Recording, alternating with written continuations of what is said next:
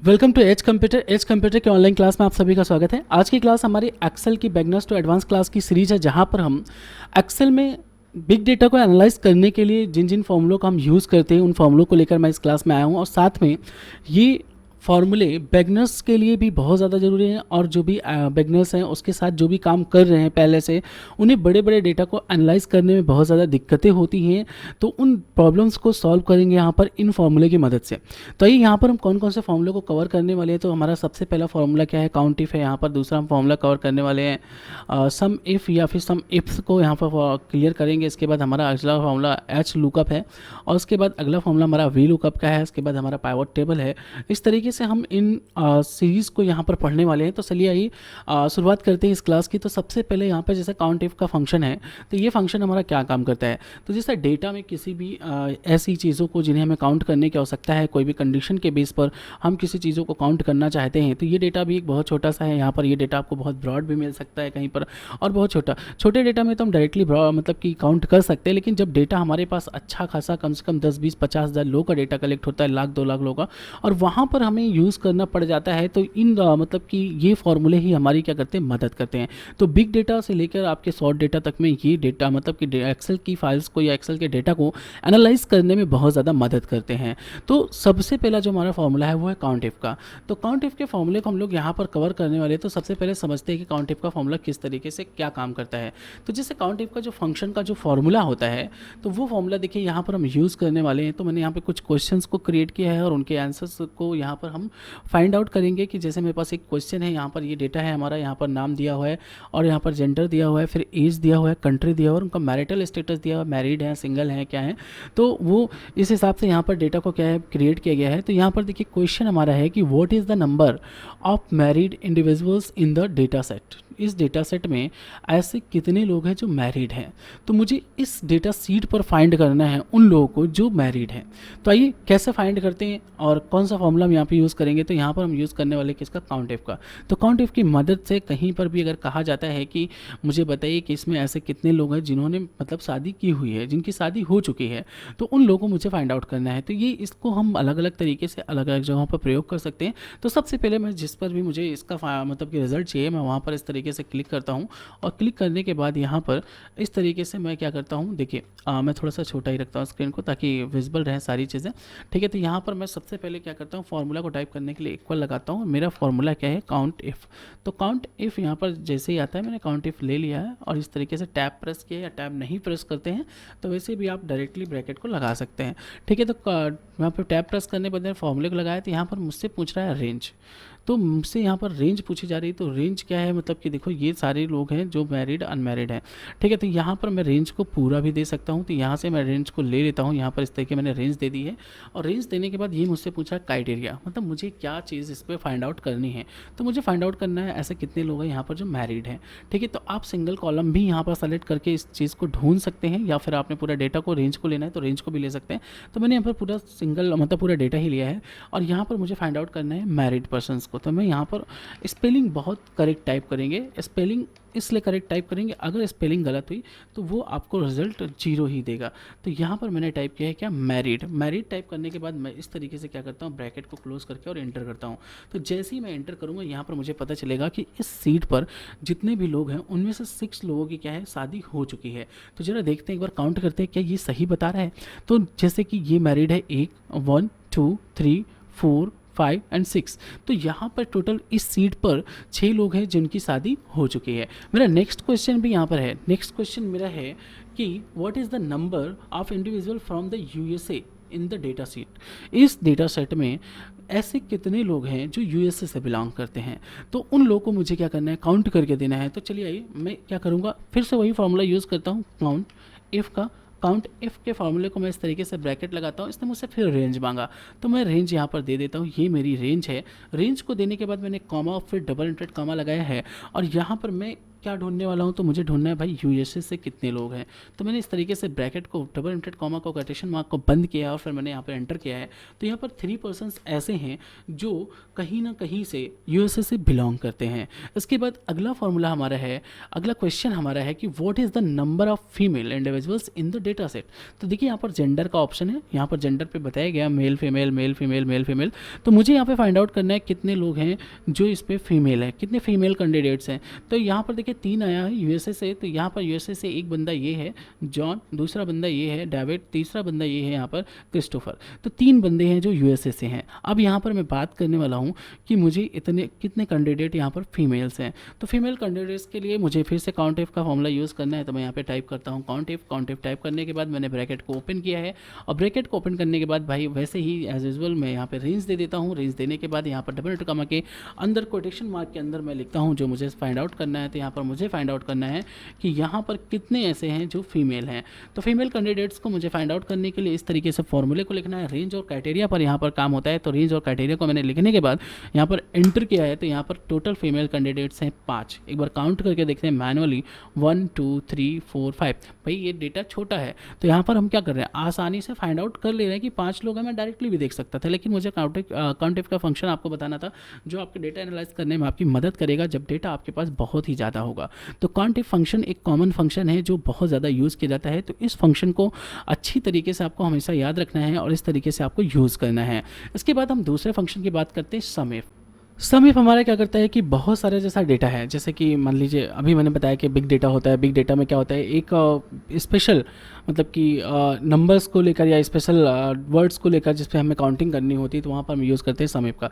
Special का means that ये है कि जैसे यूएसए यहाँ पर एक डेटा बना हुआ है। मैं आपको डेटा समझाता हूँ कि ये कुछ डेटा है स्पोर्ट्समैन का जहाँ पर उनके नाम दिए गए हैं और उनके स्पोर्ट का नाम दिया गया है और उनकी कंट्री दी गई है और उनके द्वारा जीते गए मेडल्स दिए गए हैं। तो ये एक डेटा है। यहाँ पर ये मान लीजिए थोड़ा डेटा है। अगर ये बिग डेटा होता तो हमें थोड़ा सा मतलब ये तो हम ऐसे भी काउंट कर सकते हैं, लेकिन बिग डेटा जब यहाँ 1000 10,000 लाख लोगों का डेटा होता है तो वहाँ पर हम कैसे एक एक चीज़ को ढूंढेंगे तो बड़ा मुश्किल हो जाता है। तो वहाँ पर हम क्या करते हैं, सम इफ फंक्शन का यूज़ करते हैं। तो सम इफ फंक्शन किस तरीके से काम करते हैं तो सबसे पहले देखते हैं। तो यहाँ पर जैसे क्वेश्चन मेरा लिखा हुआ है, पहला क्वेश्चन है कि what is the number of the medals one by the athletics from USA. तो ऐसे कितने लोग हैं जो यूएसए से भी बिलोंग करते हैं और यूएसए से बिलोंग करते हैं और एथलेटिक्स में मेडल्स जीते हुए उनके मेडल्स की काउंटिंग बतानी है। तो भाई देखो ये स्विमिंग है यूएसए है, लेकिन मुझे एथलेटिक्स यूएसए लॉ को ढूंढना है। तो एथलेटिक यूएसए ये है, एथलेटिक्स के एक ही आध बंदे हैं, लेकिन मुझे ये डेटा ऐसे नहीं ढूंढ पाऊंगा। ये तो शॉर्ट डेटा है। अगर बिग डेटा होता है तो एनालाइज करने में थोड़ा दिक्कत होती है। तो हम उसको समझ के चलते हैं कि मुझे मेरे पास बिग डेटा है और मुझे ये फाइंड आउट करना है। तो ये मैं क्वेश्चन को लास्ट में सॉल्व करूँ क्योंकि ये सम इफ का नहीं है, सम इफ्स का है। तो हम सबसे पहले सम इफ फंक्शन को समझते हैं। तो सम इफ फंक्शन हमारा कह रहा है कि what is the total number of medal one by the figure skating. यानी फिगर स्केटिंग गेम में ऐसा मतलब कि टोटल मेडल्स आज तक कितने भी वन किए गए हैं, ठीक है, तो जीते गए हैं। तो मैं देखता हूँ यहाँ पर सम इफ फंक्शन को यूज़ करता हूँ। सम इफ इस तरीके से मैं लिखता हूँ। लिखने के बाद यहाँ पर रेंज लेता हूँ। रेंज मेरी क्या है, यहाँ से देखिए ये हमारा कॉलम, ये बात ध्यान देनी है कि मेरा ये जो डेटा है स्केटिंग ये इस कॉलम से स्टार्ट होता है। तो सिलेक्शन मुझे उसी कॉलम से लेना पड़ेगा। अगर मैंने यहाँ से इसको सेलेक्ट किया तो ये काम नहीं करेगा, या फिर मैंने यहाँ से भी सेलेक्ट किया तो ये काम नहीं करेगा। तो इस बात का विशेष ध्यान देंगे। एक बहुत ही ज़्यादा इंपॉर्टेंट पॉइंट है। यहाँ पर बहुत ज़्यादा दिक्कत होती है, लोगों को नहीं समझ में आता। वो लोग जब भी वैल्यू देते हैं तो जीरो आता है। तो उसका कारण ये है कि आप सही एकदम परफेक्ट कॉलम का सबसे पहले परफेक्ट कॉलम से आप क्या करिए, उसकी डेटा की सिलेक्शन रेंज को बनाइए। तो यहाँ पर मेरा जो मतलब कि फिगर स्केटिंग गेम है वो इस कॉलम में है, तो डेटा मुझे यहीं से सेलेक्ट करना है। तो यहाँ पर डेटा सेलेक्ट करता हूँ, मैं कॉमा लगाता हूँ। कॉमा लगाने के बाद इसने मुझसे पूछा है क्राइटेरिया। तो क्राइटेरिया में मुझे क्या लिखना है, फिगर स्केटिंग लिखना है। तो मैं यहाँ पर लिखता हूँ क्या, फिगर स्केटिंग। फिगर स्केटिंग यहाँ पर जो स्पेलिंग है उसी स्पेलिंग के तौर पर हम इसको लिखेंगे। अगर स्पेलिंग भी गलत हो जाएगी तब भी मेरा डेटा फाइंड आउट नहीं होगा, क्योंकि मिसमैच आ जाएगा। तो मिसमैच आने की वजह से डेटा भी फाइंड नहीं होता है। तो यहाँ पर मैं क्या करता हूँ, सम फंक्शंस को लिखने के बाद इस तरीके से अब मुझसे पूछ रहा है रेंज। तो मेरी रेंज क्या है, जहाँ पे मतलब जिसका मुझे सम करना है, तो सम मुझे इसका करना है। तो इस कॉलम को क्या करूँगा, सेलेक्ट करूँगा। सेलेक्ट करने के बाद ब्रैकेट को बंद करूँगा, एंटर करूँगा, मुझे मिल जाता है 5। क्या ऐसा सही है? तो फिगर स्केटिंग जर्मनी के द्वारा 2 यहाँ जीता गया है। फिगर स्केटिंग नॉर्वे के द्वारा यहाँ पर 3 जीता गया। तो 3 2 कितना होता है, 5। उसके बाद फिगर स्केटिंग यहाँ पर नहीं है, मतलब समी का फंक्शन प्रॉपर वर्क कर रहा है और यहाँ पर रिपोर्ट सही आई है।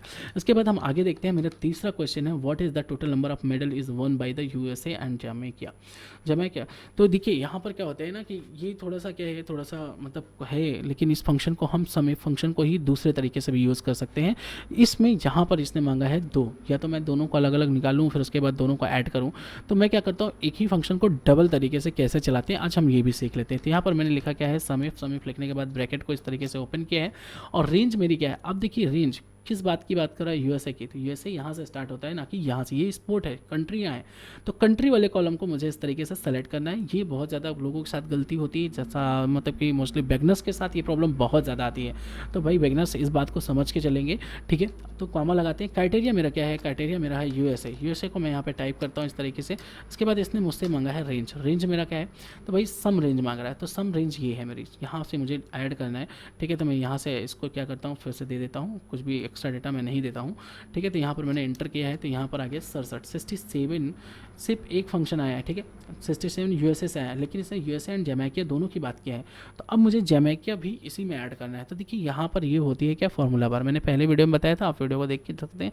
तो फार्मूला बार में ही मैं यहाँ पर एक प्लस लगाकर और इस फार्मूले को अगेन टाइप करता हूँ, कोई भी दिक्कत नहीं होगी, ठीक है, क्योंकि मुझे इसके द्वारा लाइन नंबर्स को ऐड करना है। तो रिजल्ट मेरा ऐड होकर आएगा, तो मैं यहीं पर रेंज दे देता हूँ। तो फिर से मैं यही रेंज को रिपीट करता हूँ और रेंज को रिपीट करने के बाद इस तरीके से कॉमा लगाता हूँ, डबल इंटेड कॉमा लगाता हूँ। मुझे देना है इस बार जमैका, तो मैं यहाँ पर दे देता हूँ जमैका को देने के बाद यहाँ पर मैं क्या करता हूँ, इसको इस तरीके से क्लोज करता हूँ और फिर मैं देता हूँ सम रेंज मेरी क्या है भाई, तो सम रेंज मेरी ये है, तो सम रेंज को यहाँ पर देता हूँ। रेंज को देने के बाद मैं एंटर करता हूँ, तो देखो यहाँ पर 75 आ रहा है, ठीक है। तो जब आप यूएसए और जमैका के मेडल्स जो विन किए गए हैं उनको काउंट करेंगे तो 75 आएगा, ठीक है। तो यहाँ पर देखिए ये हमारा रिजल्ट है और फार्मूला बार में पूरा हमें फार्मूला दिख रहा है। तो फार्मूला इस तरीके से मैं ज़रूरत पड़ने पर ऐड भी कर सकता हूँ। तो मैंने सम इफ में दोनों को यूज़ किया है।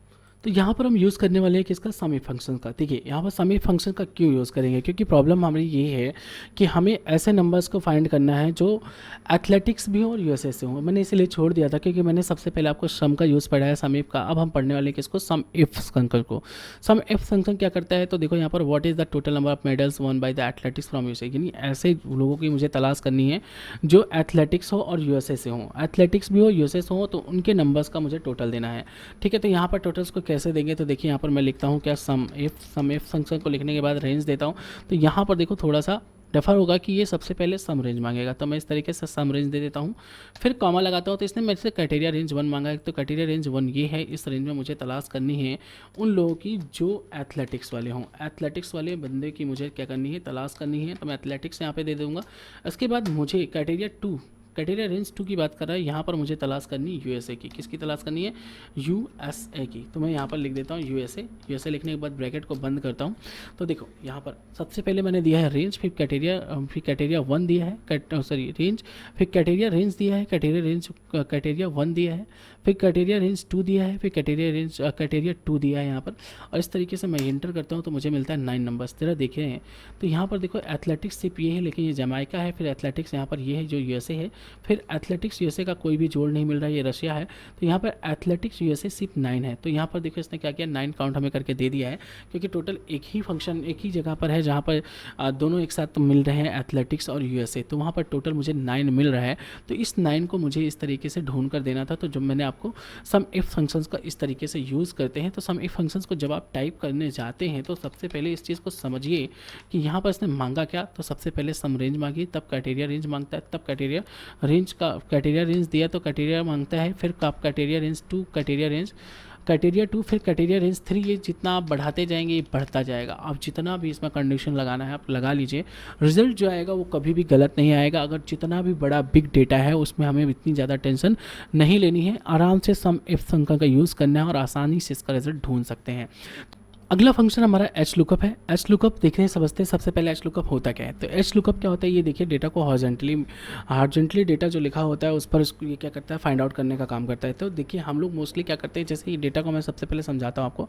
तो डेटा जैसे एम्प्लॉय आईडी दिया है, एम्प्लॉय नेम दिया है, department, salary, bonus, total pay. हम डेटा जब भी बनाते हैं मोस्टली क्या होता है 99%, तो ये लोग हम लोग डेटा क्या करते हैं, रो में बनाते हैं। जैसे employ ID, employ name, department, salary, bonus, total pay हम कुछ इस तरह बनाते हैं। तो वहाँ पर जो डेटा फाइंड आउट करते हैं वो हम एच वी लुकअप के थ्रू करते हैं, लेकिन यहाँ पर डेटा बनाया गया employ ID, name, department, salary, bonus, total pay, यानी एम्प्लॉय का नाम यहाँ पर देखिए रो में दिया गया है। क्या दिया है? रो में। हम मोस्टली क्या करते थे, कॉलम में बनाते थे, यहाँ पर रो में, मतलब इस तरीके से दिया गया है। तो यहाँ पर हम क्या करेंगे, अब मुझे फाइंड आउट करना है कुछ चीज़ें, जैसे इनकी सैलरी भी दी है, यहाँ पर बोनस भी दिया है, टोटल पे भी दिया है, इनका डिपार्टमेंट भी यहाँ पर दिया हुआ है, इनकी एम्प्लॉय आईडी यहाँ पर इस तरीके से दी गई है कॉलम वाइज। तो हम यहाँ पर क्या करने वाले हैं, इसको फाइंड आउट करने वाले हैं। तो मेरा क्वेश्चन है what is the department of employ ID with one ID 102। ठीक है, तो मैं यहाँ पर क्या करता हूँ, सबसे पहले एक फंक्शन टाइप करता हूँ एच लुकअप।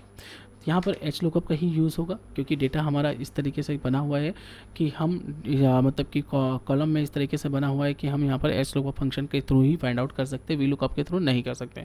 मैं भी जस्ट इसके बाद वी लुकअप भी बताने वाला हूँ, तो वी लुकअप आपको क्लियर हो जाएगा कि किस तरह के डेटा में वी लुकअप काम करेगा, किस तरह के डेटा में एच लुकअप काम करेगा। ठीक है, तो एच लुकअप यहाँ पर सबसे पहले मांग रहा है लुकअप वैल्यू। तो मेरी लुकअप वैल्यू यहाँ पर है what is the department of employ with ID 102। तो भाई 102 ही मेरी क्या है, लुकअप वैल्यू है। मैं कामा देता हूँ, कॉमा लगाने पर टेबल एरे, तो ये मेरी भाई टेबल है। मैं सीधी सी बात है, इसको टेबल बताता हूँ कि ये टेबल है। टेबल देने के बाद इसने कहा रो इंडेक्स नंबर, यानी जो मुझे फाइंड आउट करना है उसका रो कौन सा है। तो मुझे फाइंड आउट करना है इसका क्या, डिपार्टमेंट। डिपार्टमेंट कितने नंबर पे है, 1 2 3, डिपार्टमेंट है 3 पे। मैं 3 टाइप करता हूँ, कॉमा लिखता हूँ, कॉमा लिखने के बाद यहाँ पर अप्रॉक्स मैक्स के लिए 0, ठीक है, एग्जैक्ट मैक्स के लिए 0, अप्रॉक्स मैक्स के लिए 1। तो मैं यहाँ पर 0 टाइप करता हूँ क्योंकि मुझे एग्जैक्ट मैच चाहिए।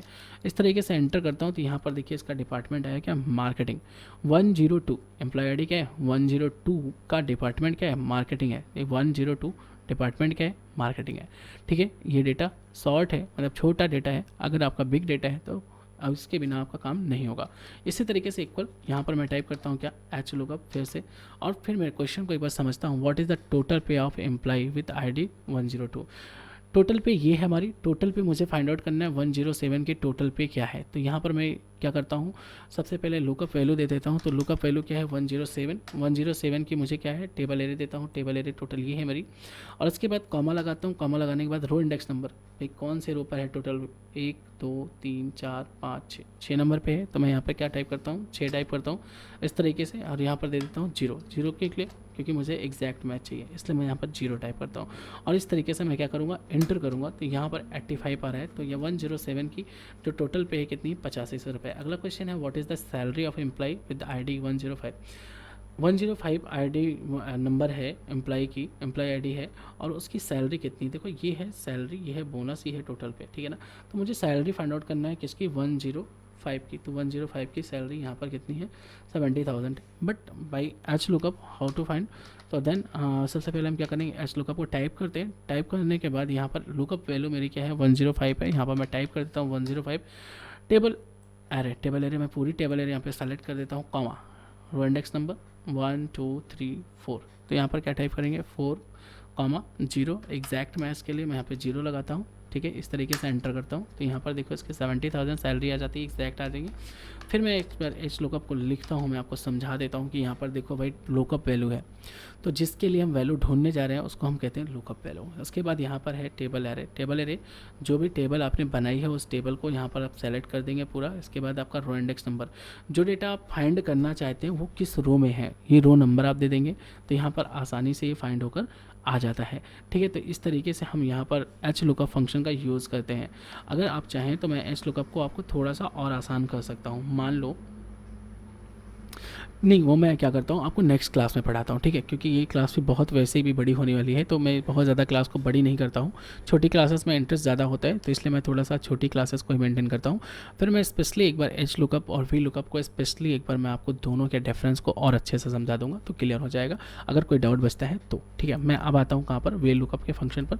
वी लुकअप के फंक्शन में क्या होता है, अब देखो वहाँ पर डेटा और यहाँ के डेटा में अंतर देखो। यहाँ पर name, employ ID, department, salary, bonus यहाँ पर दिया हुआ है, और डेटा कुछ इस तरीके से लिखा गया है। वी लुकअप में क्या हुआ, नेम, एज, जेंडर, ऑक्यूपेशन, यानी यहाँ लिखा गया है और डेटा को इस तरीके से मेंटेन किया गया है। वहाँ पर ऐसे मेंटेन किया गया था रो में, और यहाँ पर इस तरीके से कॉलम में मेंटेन किया गया है। तो ठीक है, तो यहाँ पर हम क्या करने वाले हैं कि यहाँ पर हमको फाइंड आउट करना है कुछ चीज़ें, जैसे create a V lookup formula to find the occupation of Jane Doi.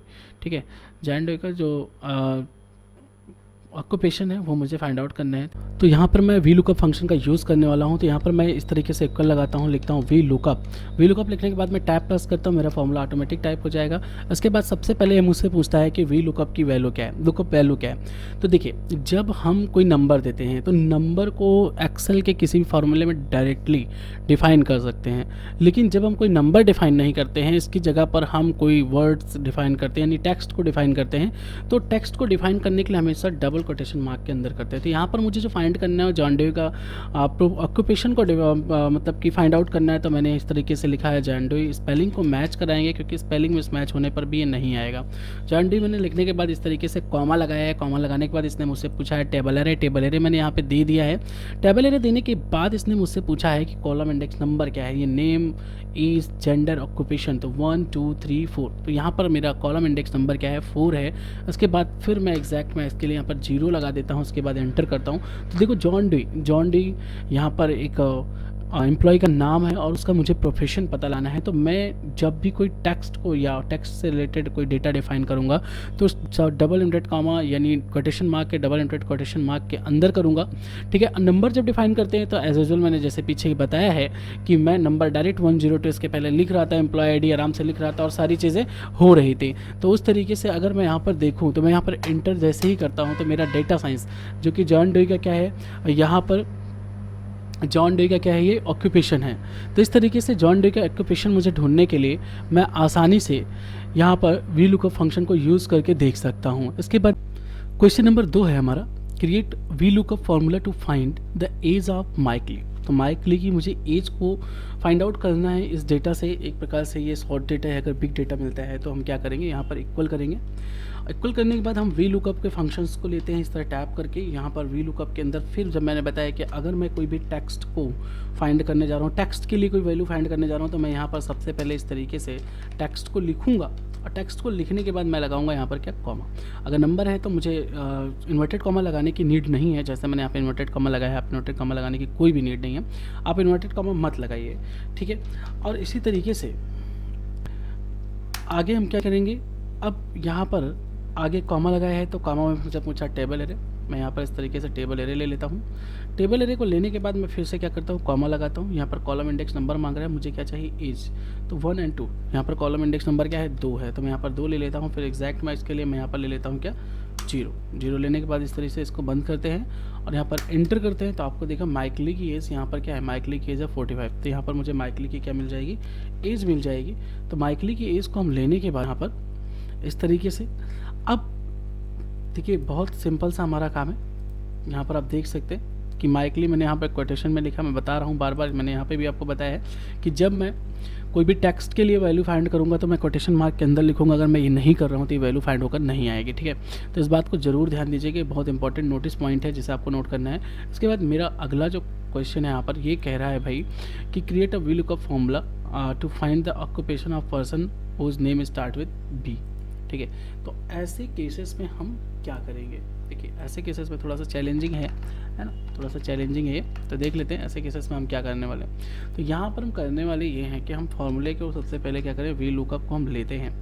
V lookup को लेने के बाद देखिए, अगर आपको कोई भी लेटर से किसी के नाम को फाइंड आउट करना है, मैच कराना है, तो वहाँ पर आपको वी लुकअप की वैल्यू जो देनी है वो डबल क्वेटेशन मार्क के अंदर इस तरीके से देने के बाद, अगर आपको पूरा नाम नहीं देना है, एक लेटर से फाइंड आउट करना है, तो यहाँ पर आपको स्टार लगा देना होता है। स्टार लगाने के बाद इस तरीके से आप कॉमा लगाएंगे। यहाँ पर टेबल एरे पूछ रहा है तो टेबल एरे मेरी यही है और इसके लिए मुझे कौन सी कॉलम इंडेक्स नंबर में किस में फाइंड करना भाई, तो स्टार्ट विद बी, किसी का नाम बी से स्टार्ट होता है उसको ढूंढना है। तो ये हमारा इसी में नाम लिखा हुआ है तो कॉलम कौन सा है, 1 है।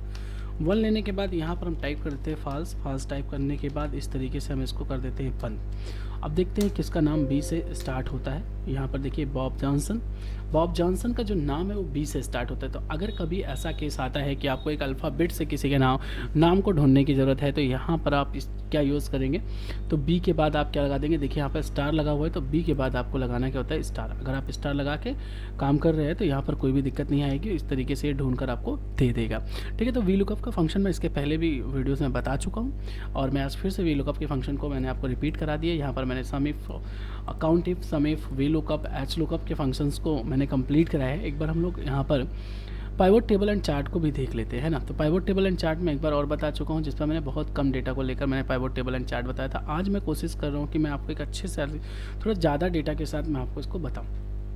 तो ठीक है, तो हम सबसे पहले इंसर्ट पे जाते हैं। यहाँ पर इंसर्ट पे जाने के बाद पाइवोट टेबल एंड चार्ट को लेते हैं। यहाँ पर मुझे एग्जिस्टिंग वर्कशीट्स पर ही मुझे क्या बनाना है, सीट बनानी है, मतलब कि टेबल बनाना है इसका। तो मैं इस तरीके से टेबल को यहाँ पर इस तरीके से बना लेता हूँ। इसको एक काम करते हैं, पाइवोट टेबल एंड चार्ट के एग्जिस्टिंग वर्कशीट यहाँ पर इस तरीके से सबसे पहले यहाँ पर सोर्स ले लेते हैं, सेलेक्ट रेंज हमारा ये है, और रेंज देने के बाद यहाँ पर देखिए एग्जिस्टिंग वर्कशीट पर आते हैं और यहाँ पर एक कॉलम मैंने कहा था छोड़ के बना लेते हैं ताकि मुझे रिपोर्ट समझ में आए। ये बना लिया मैंने, ओके किया। यहाँ पर देखिए ये इस तरीके से बनकर आ जाएगा। अब मैं जैसे ही यहाँ पर क्लिक करता हूँ तो ये मुझे जैसे ही क्लिक करता हूँ तो यहाँ पर पाइप टेबल फील्ड्स मिल जाती हैं। ठीक है, अब टेबल फील्ड्स में हुआ क्या वो समझिए। जैसे अगर आपको इस टेबल फील्ड्स में फटाफट जानना है कि कौन सी कार का क्या मॉडल है, यानी ऐसी कार भी होंगी जिनका मॉडल सेम होगा। जैसे यहाँ पर डेटा है, पहले डेटा को ही समझ लेते हैं। कुछ कार के यहाँ पर नाम दिए गए हैं, उनकी ईयर दिए गए हैं और वो कितने बार सेलिंग की जा चुकी हैं, उसका कलर कौन सा है और उसका गियर टाइप क्या है, ऑटोमेटिक है या मैनुअल है, कौन सी एजेंसी से उसे ख़रीदा गया था, उसका टैग प्राइस क्या है, उसका फाइनल प्राइस क्या होने वाला है, कब आई है और कब बिकी है। ठीक है, तो मुझे यहाँ पर फाइंड आउट करना है जैसे कि ईयर वाइज मुझे कार ढूंढनी है, किस ईयर में कौन सी कार आई थी। तो मैंने कार लगा लिया और फिर मैं क्या लगाता हूँ यहाँ पर इस तरीके से ईयर लगाता हूँ। तो देखो यहाँ पर एक प्रॉब्लम आती है, तो मैं सबसे पहले क्या करता हूँ, देखो यहाँ पर ईयर लगाता हूँ। ईयर लगाने के बाद यहाँ पर देखिए यहाँ पर आपका ऐड रो लेबल्स है, तो ईयर लगाने के बाद रो लेबल्स लगाने के बाद इस तरीके से मैं कार लगाता हूँ। ठीक है, अब देखिए आपको कौन सी कार किस सन में आई थी, आपको सारा कुछ दिखाई रहा है। 2015 में कौन कौन सी कार आई थी, हुंडई सोनाटा आई थी, मिनी कूपर आई थी, टोयोटा यारिस आई थी। और 2017 में कौन सी आई थी, तो हुंडई i25, हुंडई सोनाटा और मिनी कूपर आई थी। इसके बाद 2018 में आई है हुंडई i25 और हुंडई सोनाटा। तो इस तरीके से ईयर वाइज हमको ये दिखा रहा है 2015, 16, 15, 17 और 18 की हमारे पास कारें हैं, और इसके अलावा हमारे पास किसी भी ईयर की कारें नहीं हैं। देख लीजिए डेटा में भी ऐसा कुछ नहीं है। अब इसके बाद अगर मुझे कलर वाइज डेटा को यहीं पर मुझे कलर भी देखना हो, या कलर वाइज मुझे किस किस कलर में मेरे पास कार अवेलेबल है, तो मैं सबसे पहले यहाँ पर देखो कलर ले लेता हूँ।